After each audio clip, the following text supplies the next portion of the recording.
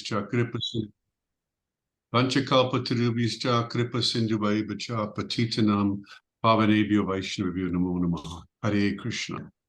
Hare Krishna. So, welcome everybody. Today my focus really is on the idea that anyone that's coming into our room is pretty new to Bhakti, and so we want to give a broad, understanding of what we're doing, and also a practical what we're doing practically as bhaktas on a day-to-day basis to practice Krishna consciousness, so you can do this on your own. And you can do it also in the assembly of Vaishnavas, both. So before I get into what we're going to be doing, which is the songbook, and I'm going to ask you to look it up so you can have it on your computer, I wanted to mention that philosophically, so you have this inside of your brain. Krishna consciousness is actually for everybody. Sometimes people who don't understand think that Krishna consciousness is only if you're Indian born, because people that are born in India, oh, Hari Bol, Hari Bol, Hari Bol Prabhu. Jonathan, I forget his spiritual name, but I've seen him. Hari Bol. He doesn't have his audio one. Is the audio automatically off, Tatiana, when people come into the room? No, I don't think so. Okay. So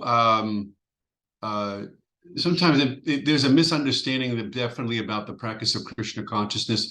It seems to be that some people think that it's limited to only people who are from India. And after all, if you have ever come in contact with people from India or Vaishnavas from India, they have deities in their home, and they seem to just take to Krishna consciousness very easily. So you may feel a little uncomfortable. Oh my goodness, they are born devotees. They know they have deities in their home. I don't. I never had a deity in my home, etc. I'm sure I don't think you Prabhus did either. So we may wonder, well, is Krishna consciousness, for me, do I have to take birth in an Indian family to practice it? Will I be successful if I practice it? Because I wasn't born this way. And the answer very clearly is Prabhupada would not have spread Krishna consciousness outside the borders of India if it was not something that every one of us could practice. It doesn't require an Indian birth. It helps. It helps if you're going to be a Vaishnava, it helps. But it doesn't hinder if you're outside of India, born outside of India, as long as you have surrendered to a bona fide spiritual master in Krishna consciousness. If you take up the practice of Krishna consciousness as he's giving, then you will rise to the transcendental platform, which is beyond bodily conception of life. The bodily conception of life means I'm from India, you're from America, he's from Russia, she's from Europe or whatever. These are all bodily concepts. And so when we're chanting and we're following the instructions of the spiritual master and practicing Bhakti Yoga, we are cleansing all of these material designations from our brain, our mind. We're cleansing them, which means that we are gradually and consistently going toward the Brahman platform, where I am spirit soul, you are spirit soul. That platform, it does not make a difference where you're from at all. So that's the platform where we have rapt attention, where we can really focus on our bhakti, where we can really make advancement. So the first part of Krishna consciousness, which is the same for everyone, is to be diligent about your practice, do it every day. It's called sadhana. If you do every day your Krishna consciousness, you will see It's a little bit, but it adds up. You'll see your consciousness is becoming clear, very clear. And at the same time, you feel more joyful.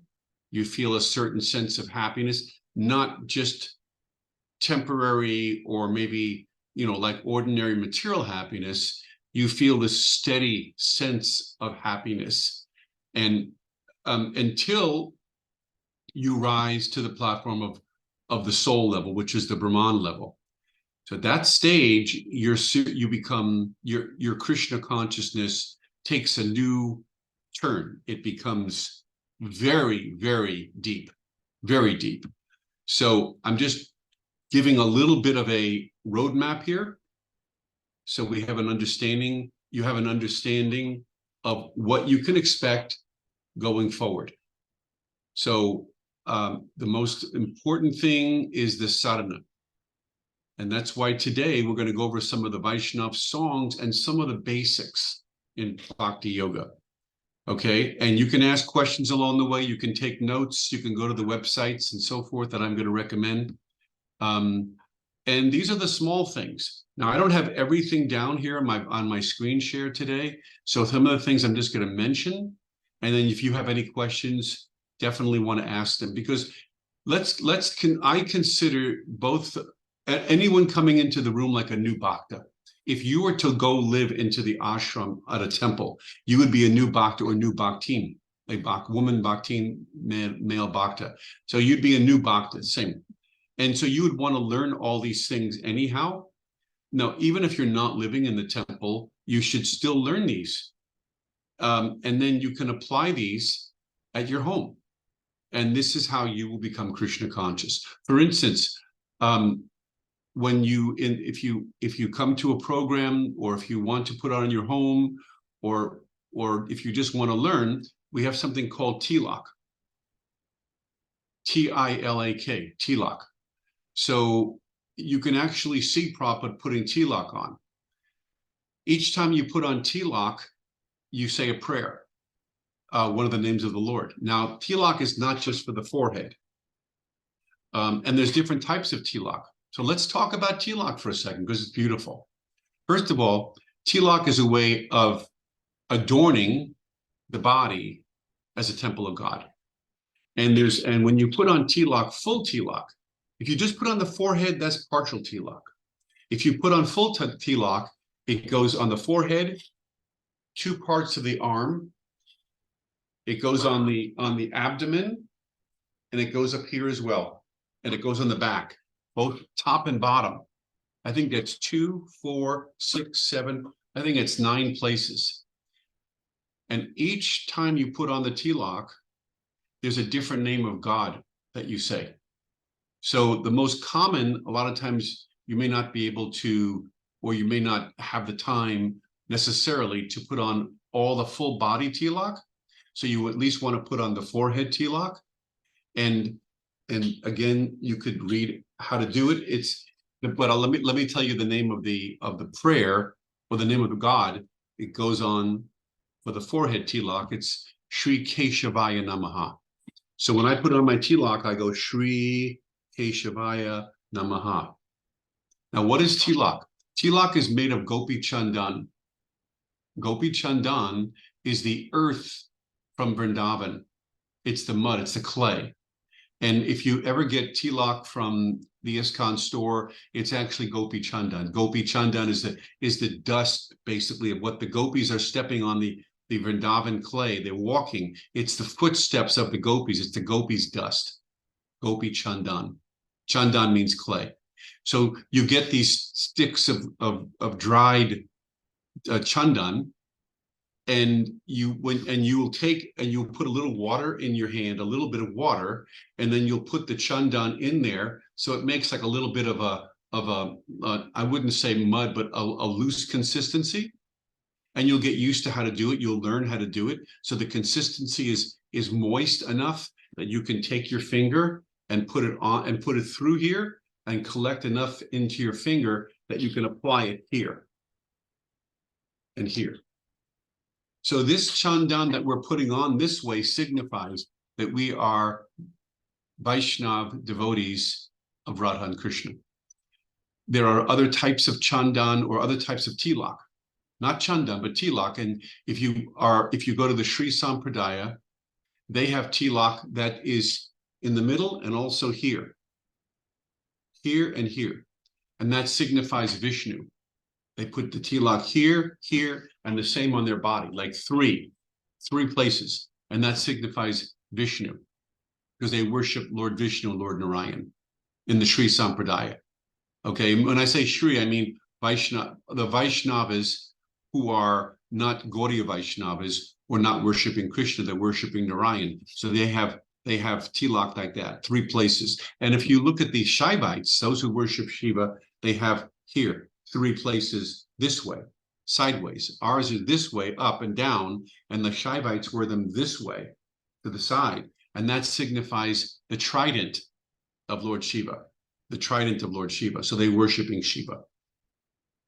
So these different tilak markings are there depending on which deity you're worshiping.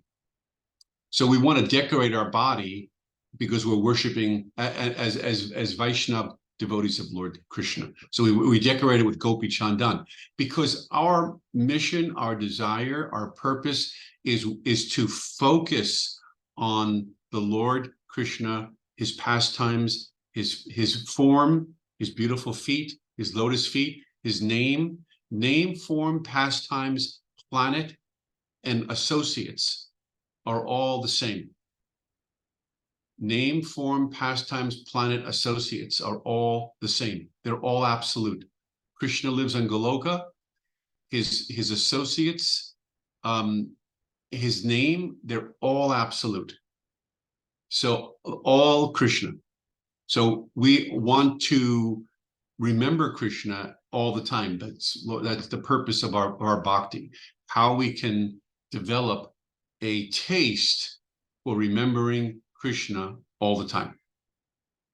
Krishna says in Bhagavad Gita, those who worship the demigods go to the demigods. Those who worship me go to me. So this is a very powerful thing. Yoga will take you where you want to go. Yoga will transport you to where your interest lies. A yogi develops these abilities to control his destiny by controlling his senses, his energy, his life air. He can control his destiny. So a yogi who's worshiping the moon planet and Chandra, he can go to the moon planet and develop and be blessed with a moon body, where he can drink soma juice, soma ras. It's like a intoxicating beverage. Okay. A yogi can go to the sun planet and develop a sun body and live with the sun demigod, and etc. He can develop mystic powers by worshiping the different demigods. So yoga means to link. But for us, we're bhakti yogis. So we're only interested in linking with Krishna, with God, not even with Narayan, not with Vishnu, not with Shiva, Brahma. We're interested in linking with Krishna. Why? Because we know that Krishna is the supreme personality of Godhead. And that only by worshiping and directing our energies toward Krishna will we be able to give up the material world and live forever with a spiritual body, never come back again. So fulfill the purpose of the soul. So part of our training as bhaktas is to learn this and to read the Shastra under the guidance of our spiritual master. So there's many books of Srila Prabhupada, to read them together, to study them, and to understand the glories of the Lord, the supremacy of the Lord, to become very fixed. That's what a Brahmin is. A Brahmin means one who knows Brahman, or the supreme Brahman, Krishna. So we want to become like Brahmins. Learn this, so our focus is one destination, one place. We're not interested in demigod worship. We're not interested in merging into Brahman. We're not interested in in liberation. We're not interested in in good wife, good husband, lots of money, any of these things. But to root all of this out, and it requires hearing from Shastra, hearing the holy name and hearing the Shastra. Shastra is revealed scripture. Okay, any questions so far? Okay. So I know I'm covering a lot, but this is how I just tend to, when I go into one subject, it just expands me. I start thinking of other subjects related to it. So so getting back to, this is a really good website. Can you see this over here? ISKCON Desire Tree?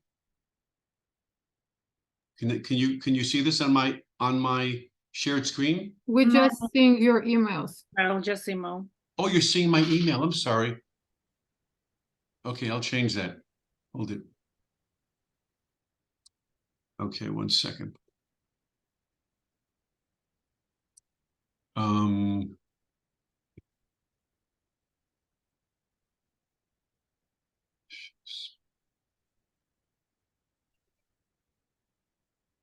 Okay, one second. Give me a second here. Oh, here. Okay. I'm going to redo this and hopefully get the right screen. Let's try this one. Do you see this? Yes. Okay. Do you see it says Vaishnava songs? Yes. Okay, good. So sorry about that. All right. Let's go over. So this is the website I'd like you to write down. It's called the ISKCONDesiretree.com.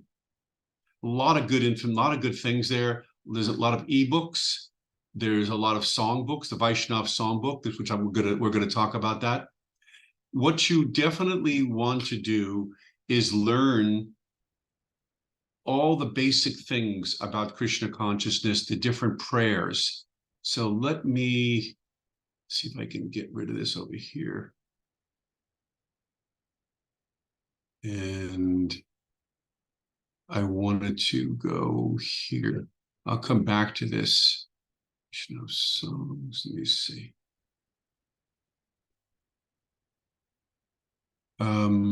Okay, I think it's we're going to use this right now. This is a compilation of all the prayers and songs by our ISKCON Chowpatty temple.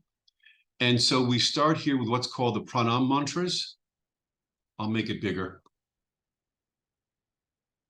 Can you see this? Yeah. Okay. So pranam. So it's like when for a devotee, we do pranams. We put our hands together like this. We do pranams. So the pranam mantras are important. This first one is Oma Gyanati Marandasya Gyana Gyana Salakaya Chaksur Unmiritam Gyena Tasmai Shri Gurave Namaha. These are mantras you'll hear all the time. I offer my respectful obeisances unto my spiritual master, who has opened my eyes, which were blinded by the darkness of ignorance with a torchlight of knowledge. So again, when I'm going over these, and I recommend that you go over them in your spare time and learn them. It's not going to be hard. It might look difficult. If it is, just listen, because it's very natural. Nothing's difficult about these mantras. Next one is a mantra to Sri Rupa Manjari or Sri Rupa Goswami. Sri Chaitanya Mano Bhishtam Stapitam Yena Bhutale Swayam Rupa Kadamayam Dati Sva Padantikam. When will Srila Rupa Goswami Prabhupada, who was established within this material world the mission to fulfill the desire of Lord Chaitanya, give me shelter under his lotus feet? And we're always praying like that, to be given the shelter of the lotus feet of the Lord and his devotees. Remember, we said earlier that the associates of the Lord are non-different than Krishna. They're as important, they're absolute. So we want the mercy of the Guru, and that way we'll get the mercy and the shelter of Krishna. We serve the lotus feet of the Lord and the lotus feet of the devotee. Mangalacharana. Bandeham Shri Guru Shri Yuta Padakamalam. Again, pada means feet. Padakamalam Shri Gurun Vaishnavamscha Shri Rupam Sagrajatam Sahagana Raghunatan Vitam Tam Sajivam Sadvaitam Savadutam Parijana Sahitam. Parijana is lotus flower. Parijana Sahitam Krishna Chaitanya. So Chaitanya, Krishna is Chaitanya. Krishna Chaitanya Devam. Deva means godly, God. Shri Radha Krishna Padan, the lotus feet of Radha and Krishna. Sahagana Lalita. Lalita is the chief gopi. There's 8 chief gopis. Lalita is and Vishaka here. All the gopis headed by Lalita and Vishaka. So there are 8 chief gopis. There's Radha, and then there are the Astasakis. And the 2 primary of the Astasakis are Lalita and Vishaka. Let's read the translation. I offer my respectful obeisances unto the lotus feet of my spiritual master and all the other preceptors on the path of devotional service. I offer my respectful obeisances unto all the Vaishnavas and unto the 6 Goswamis, including Sri Rupa, Sri Sanatan, Raghunath, Jiva, and their associates. I offer my respectful obeisances unto Advaitacharya, Nityananda, Sri Chaitanya, and all his devotees, headed by Srivas Thakur. Jai Shri Krishna Chaitanya Prabhu Nityananda, Shri Advaita Gadadhar Srivas Adi Gaur Bhaktivinoda. Right? That's the Panchatattva. I then offer my respectful obeisances unto the lotus feet of Lord Krishna, Radharani, and all the gopis headed by Lalita and Visakha. So as you advance in your Krishna consciousness, as you get off the bodily platform, as your bhakti deepens, you will find yourself, this becomes very meaningful to you. The gopi associates of the Lord is very meaningful. They are confidential associates of the Lord, and they will play a role in your own bhakti in years and years to come. So these you may not understand now, but it's okay, because everything is on a higher platform. So we're having the faith that this will all make sense to us one day, and it will. Now we have the pranam mantra to Srila Prabhupada. Nama Om Vishnu Padaya Krishna Prashtaya Bhutale Srimati Bhakti Vedanta Swamin Iti Namane. I offer my respectful obeisances unto His Divine Grace, A.C. Bhaktivedanta Swami Prabhupada, who is very dear to Lord Krishna, having taken shelter at his lotus feet. And the rest of that pranam mantra to Srila Prabhupada is Namaste Saraswate Deve Gaudavani Pracharane Nirvisesa Sunyavadi Pasyacha Deshatarane. So this here is the mission statement of what Prabhupada is doing. Nirvisesha and Sunyavadi. Our respectful obeisances are unto you, O spiritual master, servant of Saraswati Goswami. So Prabhupada's spiritual master is Srila Bhaktisiddhanta Saraswati Goswami. You are kindly preaching the message of Lord Chaitanya. We say kindly because if Prabhupada wasn't kindly preaching the message of Lord Chaitanya, what would we have? How would we even have anything to talk about today? We wouldn't have any sadhana. If Prabhupada did not leave India and come to the West and deliver Krishna consciousness and the message of Lord Chaitanya, we wouldn't have any practice. None of this would be available to us. So we are kindly thanking him for coming. This is a pranam mantra that we say to the spiritual master. And you're kindly preaching the message of Lord Chaitanya Dev and delivering the Western countries which are filled with impersonalism and voidism. So Prabhupada's actual mission was to cut away this impersonalism and voidism. If you look at the big picture, the whole picture, the whole world is suffering from impersonalism and voidism. Now, what does that mean, impersonalism and voidism? So since we have a latecomer today, Alexandra, who's one of our Bhakti scholars. Haribol, Alexandria. Hare Krishna. Sorry, I was a little bit late. I had class that was running a little bit late, but I'm glad I could make it today. Yeah, it's fine. Could you share with us, what does it mean when we say here impersonalism and voidism? Could you explain that?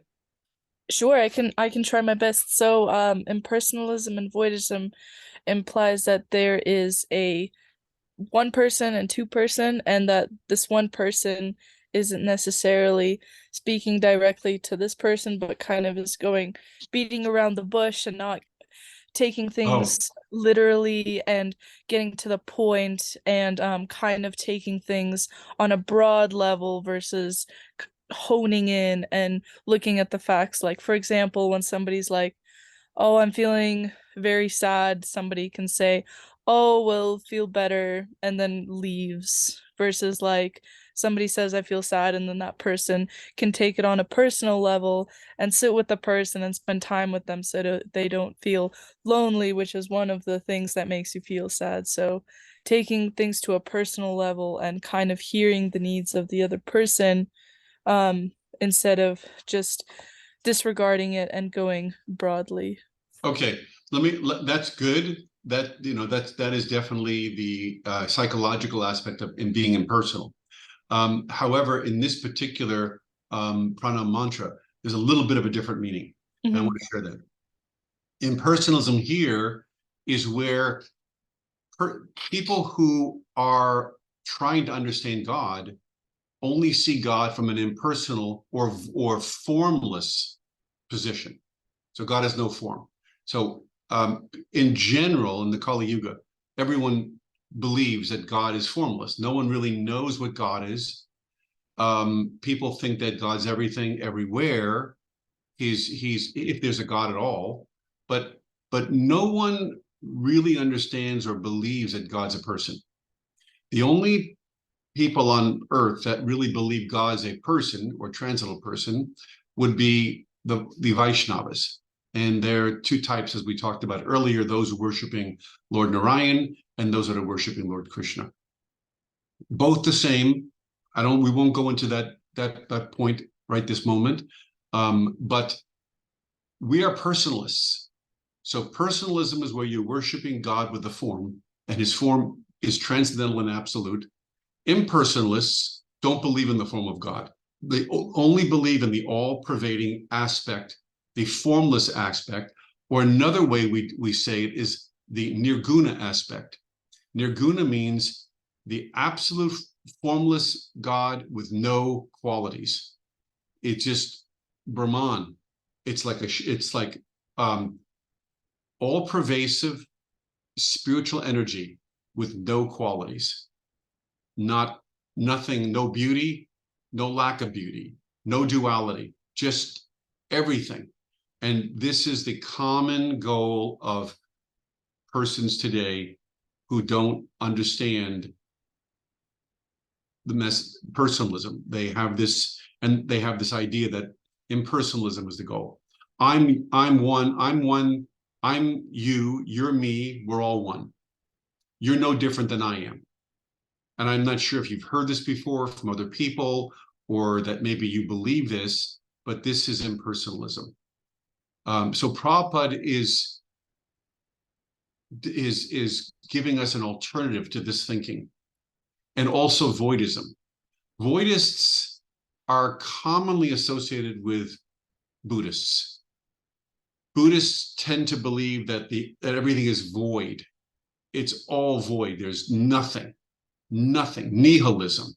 You can talk to them about spirit. They don't want to hear anything. It's like nothing. It's like empty vessel. It's just one empty vessel. And you get sucked into it when you become a Buddhist. You go into the empty vessel. It's empty. How are you feeling? Empty. Right on. That's good.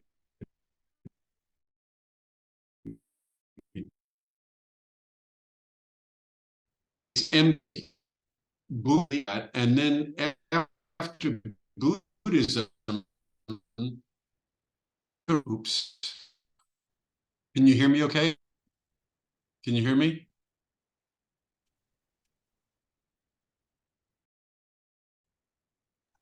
Barely, kind of. Okay. It's breaking in and out. Yeah. It's And you disappeared as well. We cannot see you either. Still, is the screen still available? Okay, good. Let's see. Okay, I don't know if I can move it. I apologize. Okay. Okay, so actually, you can hear me okay?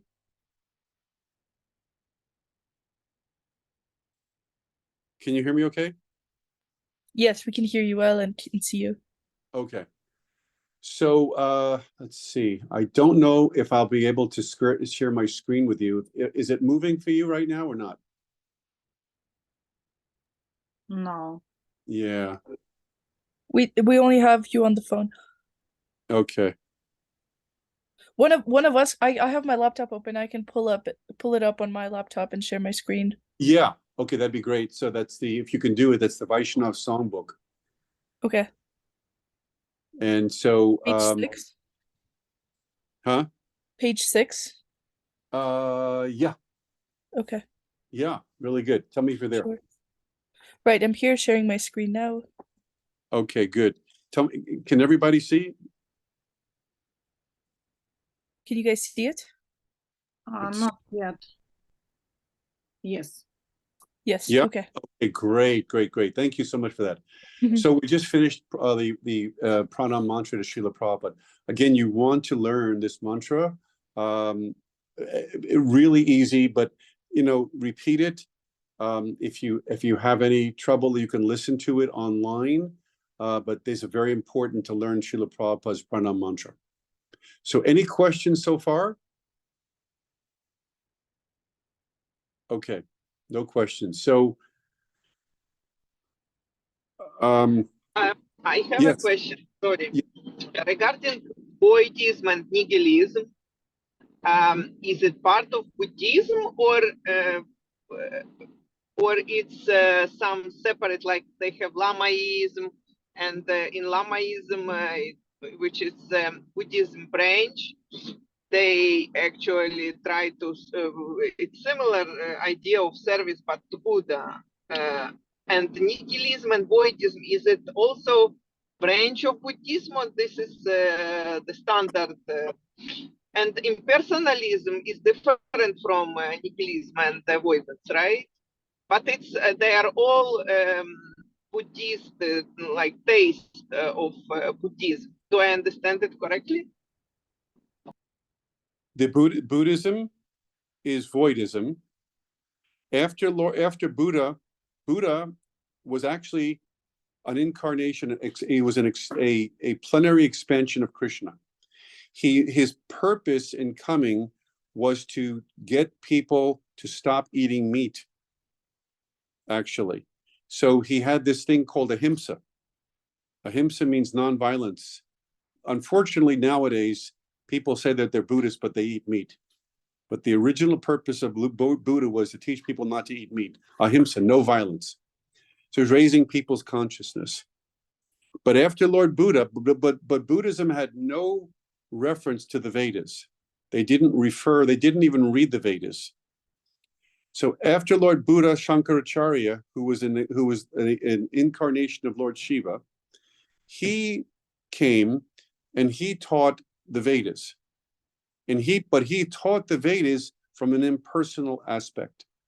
So he taught that the God is formless, except at the time of his death.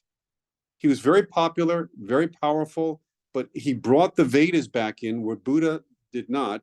So he was bringing the Vedas back to the people, but he taught impersonalism. But on his deathbed, he said to his disciples, Bhaja Govinda, Bhaja Govinda, Bhaja Govinda, Mudha Mate. I can't remember the rest of the prayer, but he said to his disciples, don't be an idiot. Worship Govinda. Bhaja means worship Govinda. Bhaja Govinda. 3 times he said it. So in the Vedas, when something is said 3 times, they emphasize. It's called emphasize. Harinam, Harinam, Harinam eva kevalam. Kalua nasteva, nasteva, nasteva. Gati ranyataha. So Lord Chaitanya 3 times. Harinam, Harinam. In this day and age, there is no other way, no other way, no other way, other than chanting Hare Krishna to become God conscious. Kalua nasteva, nasteva, nasteva. So Shankaracharya 3 times. Bhaja Govinda, Bhaja Govinda, Bhaja Govinda. Worship Govinda, because he's Lord Shiva. He's an aspect. He's 78% of Krishna. He's He's almost Krishna himself. So he's teaching at the very end of his life to his sannyasi disciples and disciples, you worship Govinda. And then after Shankaracharya came, Lord Chaitanya came. So the real mission, the real purpose of the soul is to develop a attachment for the personal aspect of God. That is what we teach in Krishna consciousness. While I'm speaking like this, Alexandra, can you find Guru Vastakam, Sri Guru Vastakam? Let's see. I was looking for it and I can't. Oh, temple program prayers. Okay, there it is. So Can I ask you a quick question? yeah. In one of your lectures, I think it was at Natasha's house, you mentioned that there is like some kind of percentage of Krishna in each of this reincarnation. So there's like Buddha had 23%, something like that. No, we never mentioned Buddha. We said, yeah, the living entity, you and I, we're the Jiva Soul. We have 55%. 55%, Lord Brahma has 64%. 64, Lord Shiva has 78%. uh-huh. Lord Vishnu has 84%. Lord Narayan has 95%. And Lord Krishna is 100%. And Lord Chaitanya? Well, Lord Chaitanya is Lord Krishna. Okay, so 100%. 100%. Yeah, 101%. 101%. Okay, how interesting. Because only Lord Chaitanya is revealing the mood of Radharani. Right. Mahabhav. Exactly, of course. He's more than just one Krishna, exactly. We're 101%. You know, sometimes we say Krishna is perfect, more perfect, most perfect. So perfect is perfect, but as Vaishnavas, we say that in Mathura, in Dwarka, I think it's Dwarka, he's perfect, Mathura more perfect, and Goloka most perfect. So I mean, it's so beautiful when you really think about things like this. It's all meant to, I guess you can say, in hippie terms, blow our mind. Yeah, exactly. How it's possible to calculate that precisely the numbers? Those numbers I just gave you? What would you like to do with them? No, just like how it's possible that it was calculated, how it's possible to calculate how many percentage Shiva has of Krishna in him. The great sages, the great sages. And our ancestors go way, way back. And you can read all about them in the Srimad Bhagavatam, the origin of humanity. Were the great sages, Asita, Devala, great, and they were able to calculate the percentages of the Lord based on his qualities. I mean, how that's done is so beautiful. I never read how, so I don't know the exact answer. But this is there. I like that we have 55%. That's very nice. That's very inspiring, actually. Beautiful. Some people would not be inspired by that, but I'm inspired too. Super inspired, of course. What's important about that is that we have similar qualities to God. So we are qualitatively one with God, but quantitatively different. Yeah. So if we weren't qualitatively one with Krishna, we would never consider him to be the absolute object of our worship. He would be too different from us. If we say God is beautiful, we can understand beauty because we have beauty, we have some beauty, and we admire beauty. So when we say God is most beautiful, we can relate to that, right? If we say, and people worship beauty, if people worship strength, someone is super strong, powerful, that's worshipable quality. So every one of us has those qualities, some of us more than others. Like someone might be extremely intelligent, and that's powerful. People worship that, like Albert Einstein, right? Someone might be beautiful, someone might be very wealthy, Jeff Bezos or someone like that, super, super wealthy. You're in awe of these type of people. They have some type of Shakti, right? Well, Krishna is unlimitedly wealthy. So he possesses everything. So if you read in the Pastimes of Krishna book, like in Dwarka, as an example, there's jewels and everywhere. There's jewelry, jewels, beautiful, high-class jewels in Krishna's homes and the palaces. They're all white marble, they're reflective, they're beautiful. He's got no lack of money. I mean, he owns it all, and he manifests it all at the same time in his pastimes. Okay, so where were we? Moving along here on the songbook, this is really important, this next one. You want to pay attention to this song. I can't play it for you today because of the way I can't get into my computer to do it. But when you have a chance, go to YouTube and listen to Prabhupada playing. This is page 9, okay, Alexandra, of the Temple Program Prayers, Samskara Davana Lita, which is Sri Sri Guru Vastika, 8 prayers to the Guru. And it's sung primarily in Mangalarti.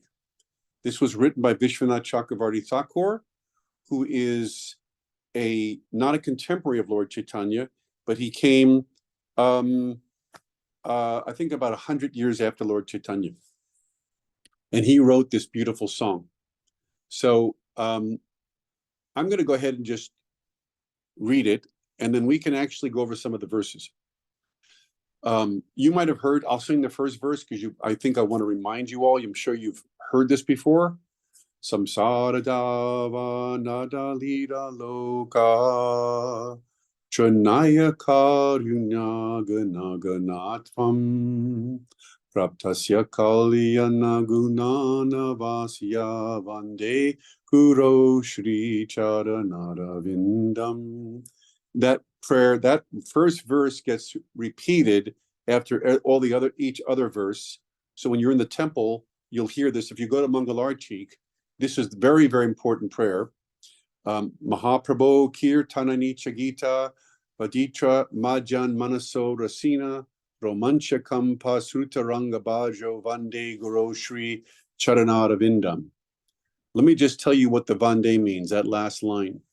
Therefore, I offer my respectful obeisances unto the lotus feet of such a spiritual master. I'm sorry, let me. I want to read that verse. I don't know why I'm not here. Okay, I offer my respectful obeisance, spiritual master. I offer my respectful obeisances unto the lotus feet of such a spiritual master who is an ocean of auspicious qualities. Vande Guru Shri Charanara-vindam. Shri Vigrahara Dhananityanana Shringara. Shringara means the intimate pastimes of Radha and Krishna. Shringara, the pastimes between Radha and Krishna. Shringara Ras. Shringara, okay? Shringara Tan Mandira Marjanado. Yuktasya Bhaktams Chani Yuja Topi Vande Guru Shri Charanara-vindam. Chatur Vidha Shri Bhagavat Prasad Svadana Triptan Hari Bhakta Sangan Kudvaiva Triptim Bhajato Sadaiva Vande Guru Shri Charanara-vindam. Shri Radhika Madhavayor Apara Madhurya Lila. Madhurya Lila is the same as Shringara Ras. Madhurya Lila Guna Rupa Nam Nam. Guna and Rupa and name. Guna is the Guna 5. Qualities, names, and forms. Guna. Guna's qualities. Rupa is name, and Rupa is form, and Nam Nam, Nama. Nama Chintamani. Nam Nam is names. They're all the same. Prati Shana Vashdana Lolupasya Vande Guru Shri Charanara-vindam. Nikunja Yuno Rati Kelly Sidyaye. Nikunja. The kunjas is where Radha and Krishna would meet, in the kunja. Kunjas, the groves, the kunjas. These are where they perform their more intimate pastimes. It's a very intimate song at the same time. Not everyone understands the deeper meaning, so I'm kind of touching on a little bit of it, but the kunjas are the places where Radha and Krishna perform their most intimate pastimes. Nikunja Yuno Rati Kelly Sidaye Yayali Bir Yuktir Apekshaniya Tatrati Dakshaiti Ati Valabasya Vande Guru Shri Charanara-vindam. I think that's it. Oh, here. Saksad Daritvena Samastra Sastrayir uktastata bhavatya eva sadbi, kintu prabhurya priya eva tasya, vande guru shri charanaravindam. Yasyat prasadad bhagavat prasado, yasyat prasadad nargati kutopi, dayanstuvam tasya yastri sanjam, vande guru shri charanaravindam. So I'll just repeat the first verse again, and then we're gonna read the translation together, or at least we'll take turns reading the different verses. Samsara dava nada lida loka tranaya karuna ganaganatvam praptasya kalyana gunana vasya vande guru shri charanara aravindam. So can everyone say that? Vande guru shri charanara vindam. Try that. Vande Guru Shri Charavanda Vinda. Again. Vande Guru Shri Charavanda Vindam. Charanara-vindam. Charanara-vindam. Yeah. So, Alexandra, you try it. Vande Guru Shri Charanaravindam. Good. Elmira? Vande Guru Shri Charananda Vindam. Say the last word again. Charanara-vindam. Charananda Vindam. Charanara-vindam. Okay. And Natalia?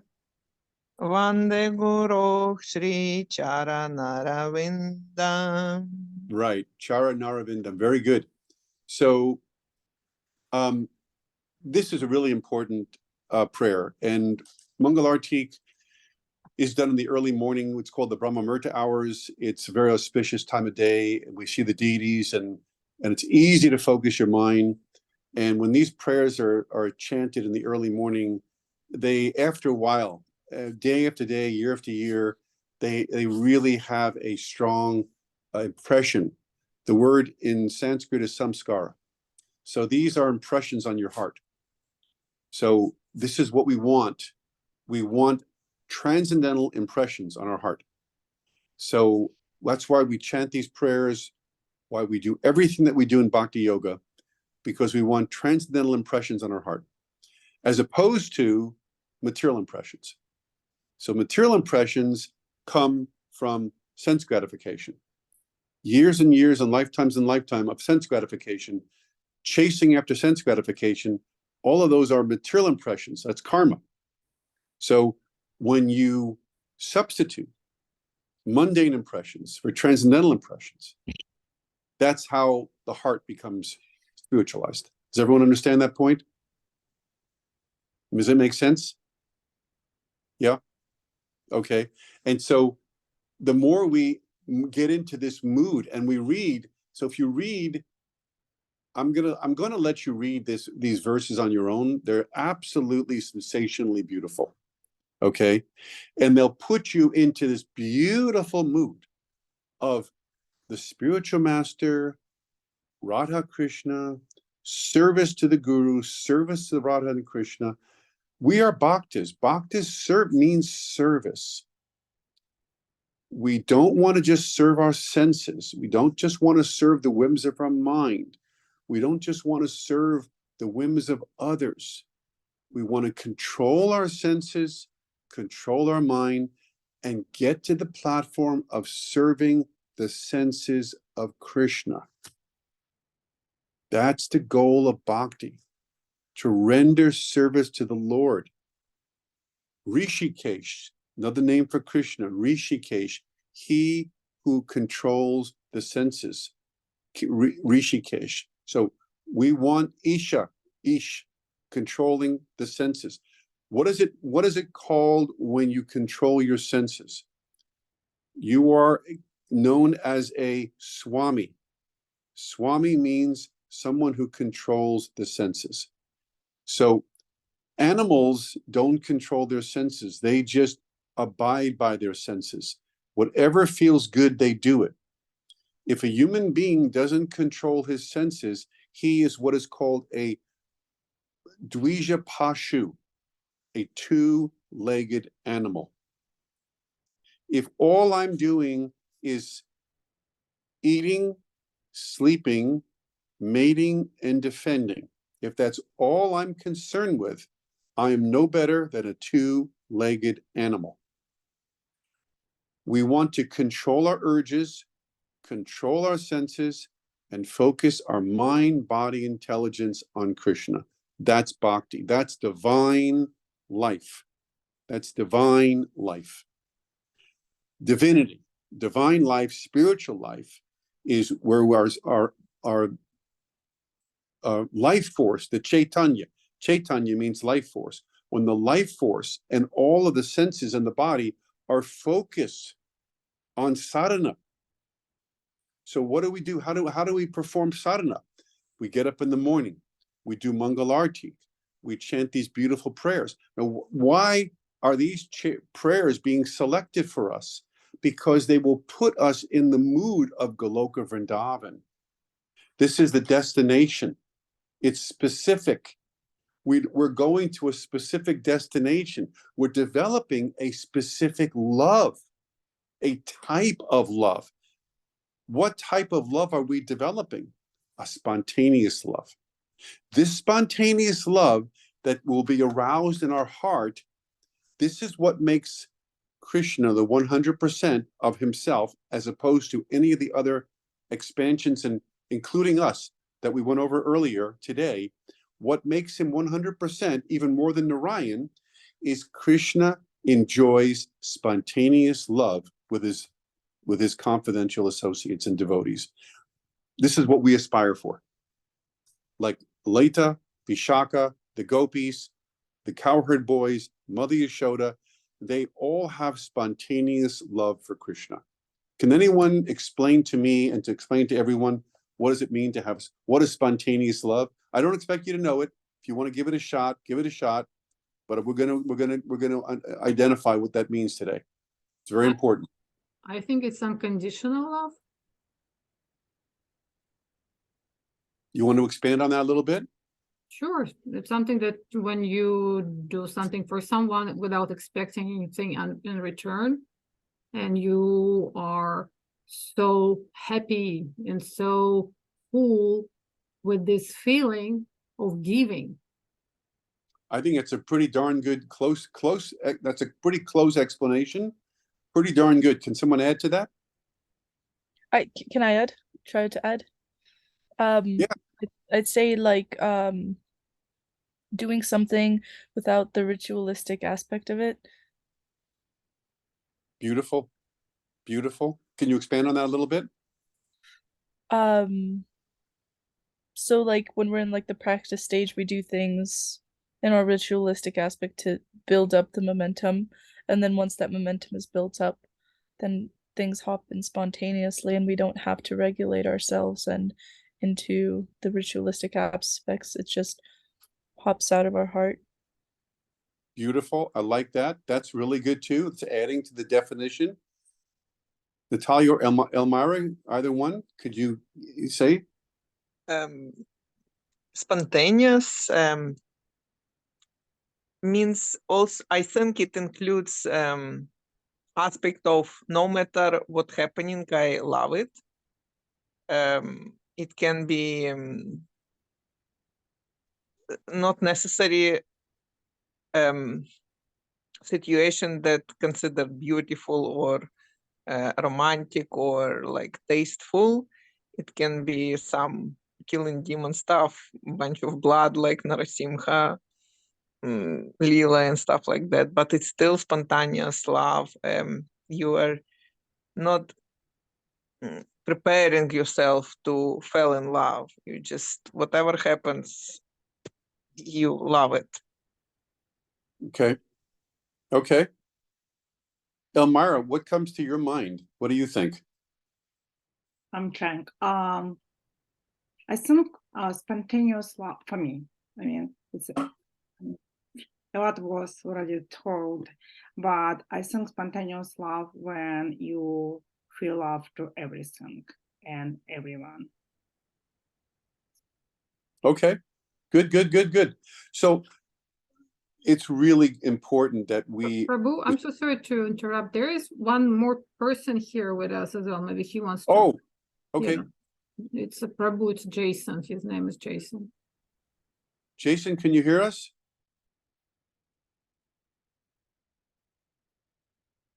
You know, you can message him if you want inside the Zoom, Tatiana, okay?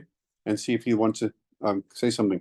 So it's what we are at the stage that we are all at right now in Bhakti.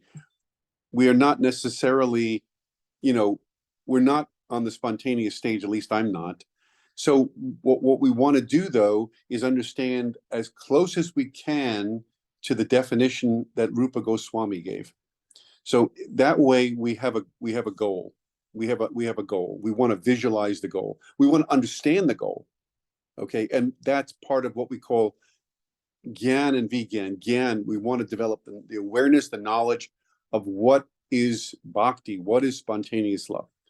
So spontaneous love, according to Rupa Goswami, is where there is a natural greed.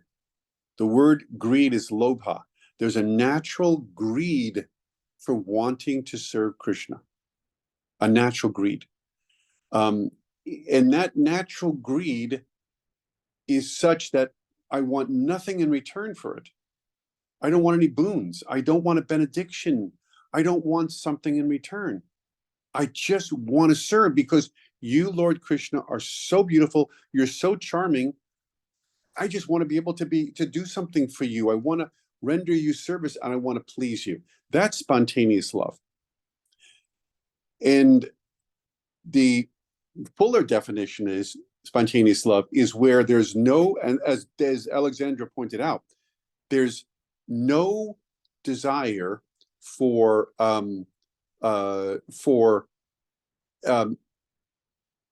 anything for any other. Let me think what the word is. Ritual. There's no desire for anything else, for any other boon or benediction. I guess we covered that. Something slipped my mind.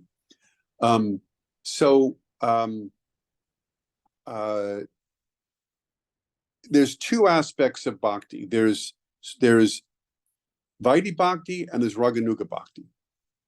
So you'll hear these terms. Vaidhi Bhakti is where we are doing the rules and regulations of bhakti every day, the mechanical aspects of bhakti. We don't necessarily have a taste yet for that love, but we are following under the order of the spiritual master.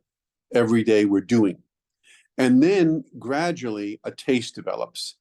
And as that taste gets thicker, it naturally goes into the Raga Nuga stage. So in Raga Nugabhakti, one actually doesn't have to be told to chant his rounds. One likes chanting. One loves to chant. One enjoys the activities of Krishna consciousness and looks forward to them. So there's a change from the mechanical aspect to the spontaneous aspect. One really enjoys doing this, coming in contact with Krishna and Krishna consciousness. And during that stage of spontaneity or Raganuga, as one develops a natural attraction for his Krishna consciousness, he starts to learn within himself about his natural relationship with Krishna. Okay? Relationship is very important part of Krishna consciousness. We have an eternal relationship with God. That's what makes bhakti so beautiful and personal. We have a relationship with Krishna. When we are accepted into the devotional service of the Lord, he gives us a taste for a particular type of service that once we embrace that taste, we always want to be in that mood as we perform our bhakti. So it's no longer a mechanical process. It's actually very spontaneous for us. It's very natural. Okay? Oh, Jason, Haribol. You don't have your microphone on. You got to put your microphone on. I'm here. Okay, there you go, Jason. Nice to have you. Thank you for having me. Absolutely. So let's move along a little bit here. We don't have a lot. We don't have much time. We don't have really any time left. But if Tatiana would give us a couple more minutes, got to ask her. Okay, maybe she'll come back on. It's already, yeah. We got a couple more minutes, Tatiana? Or do Yeah, we to... have like 5 more minutes. Yeah. Mhm. Okay. So we're just starting to develop some of these prayers here. We definitely want to learn the Sringadev prayers, the Tulsi prayers. Those are, again, very important prayers, and also the specific prayers to the Guru, Shri Guru, Charana, Shri Guru, Charana Padma. There's another set of Guru prayers to the spiritual master that are also said. So the Sringadev prayers, Tulsi prayers, and there's another set of prayers to the Guru. Those prayers you definitely want to learn. There's also prayers for Prashadam. Before you take Prashadam, there's certain prayers to say as well. These prayers are great. They're really great. They're all transcendental.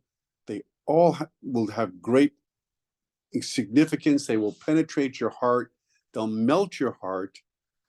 You know, if you can learn these prayers, most of them are in Sanskrit, some of them are in Bengali, and they will become adorned. They will adorn your performance of Krishna consciousness along with the holy name. You're building a repertoire of songs and prayers and chanting. All these things are going to be part of your repertoire of bhakti. Okay, so I'm going to stop here, and I thank you all for attentively listening and being part of the class today. Does anyone have any questions or any comments?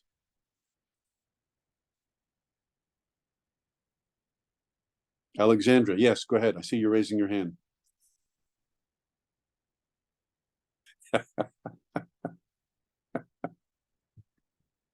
Did you have a comment? Or Oh my gosh, yes, I just couldn't find the unmute button. It took me a second. Hare Krishna.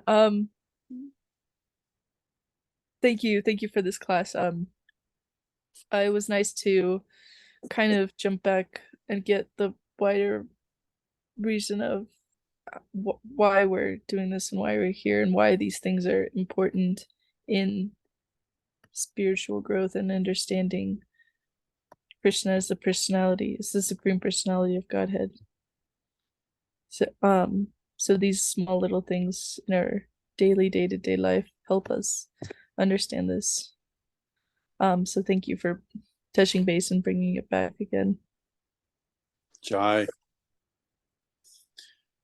Anything else? Any closing comments or points of view or something to add?